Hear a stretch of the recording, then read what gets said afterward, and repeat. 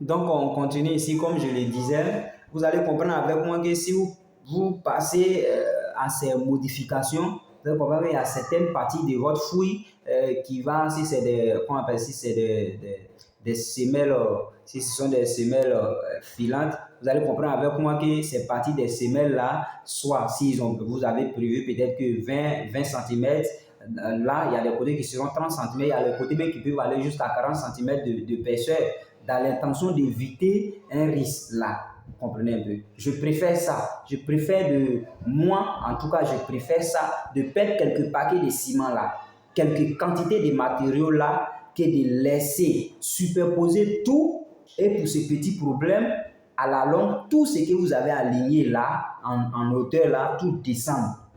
Ça sera encore très coûteux. Donc, acceptez cela et soyez vraiment un peu... ne vous amusez pas avec ça parce que c'est votre vie. Quand vous êtes sur le terrain, c'est votre vie. Défendez ces trucs parce que souvent le propriétaire ou bien votre chef d'entreprise, votre DG, souvent c'est des gens qui ne sont pas dans le domaine.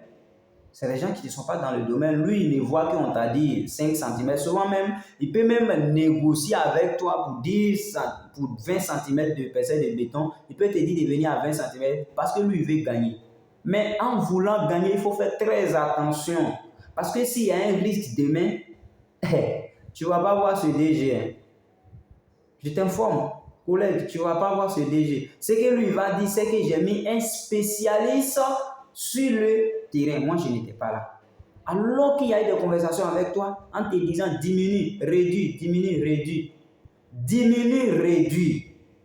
Quand tu veux diminuer là, il faut savoir pourquoi tu diminues. Parce que c'est pourquoi tu es responsable, c'est pourquoi tu es technicien. Tu fais tes choses suivant des principes. Là où tu sais que c'est possible, tu le fais. Soit peut-être que tu fais confiance au sol, comprenez un peu. Au cas contraire, ne t'amuse pas à faire ce genre de trucs. Vous comprenez un peu? Voilà. Donc, il faut voir ça. Là où même tu vois qu'il y a consommation, il faut le signaler que si nous ne faisons pas ça, à la longue, ça peut nous créer problème. Donc, tu l'imposes et puis tu le fais.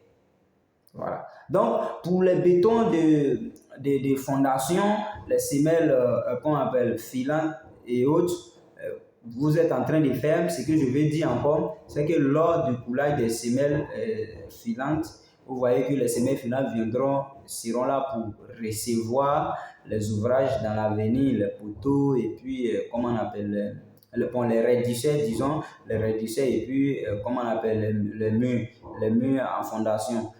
Comment on appelle, les semelles isolées aussi, recevront aussi, bien sûr, les poteaux, vous voyez un peu. Donc, ce que vous devez faire pour les semelles filantes, faisons très attention quand nous sommes en train de dresser les bétons de la semelle filante parce que c'est aussi une manière de faire très attention. J'attire aussi l'attention parce qu'on a l'impression souvent les ouvriers s'amusent à rendre ça un peu plus lisse, à rendre ça un peu plus... Moi, c'est pas conseillé, c'est pas conseillé. Parce que comme moi, je le dis toujours, vous savez, le béton, comment on appelle, les matériaux de construction s'adhèrent plus facilement sur une surface très rugueuse. Ouais, quand la surface est rugueuse, il n'y a pas de souci. Ces matériaux s'adaptent, ces matériaux se collent bien. Malgré même que les deux ont été exécutés, réalisés séparément, mais souvent même tu as du mal à voir les rencontres. Vous voyez un peu. Parce que l'ouvrage est venu s'appliquer sur une surface rugueuse. Vous comprenez un peu. Donc, c'est vrai, dresser, mais sensiblement, on doit sentir des traces sur, comment on appelle, la semelle filante, afin que le mortier que vous allez préparer pour pouvoir, comment on appelle, recevoir les murs de fondation, s'adhère plus et que ça solidifie votre bâtiment. Vous comprenez un peu. Parce que ce que nous devons retenir, c'est que comment on appelle, c'est pas, les études nous ont dit que D'ailleurs, même à l'école, on dit quoi, la Terre tourne autour du Soleil. Vous comprenez avec moi que si la Terre tourne, et je ne suis pas en train de soutenir cela, mais ce que nous devons savoir, c'est que la Terre est toujours en mouvement. Même si elle ne bouge, même si elle ne tourne pas tel que les études sont en train de nous dire, mais elle est toujours en mouvement. Même les passages, quand nous passons, les véhicules qui passent, tout mouvement sur le sol, ça déséquilibre un peu le sol au fur et à mesure. Vous voyez un peu.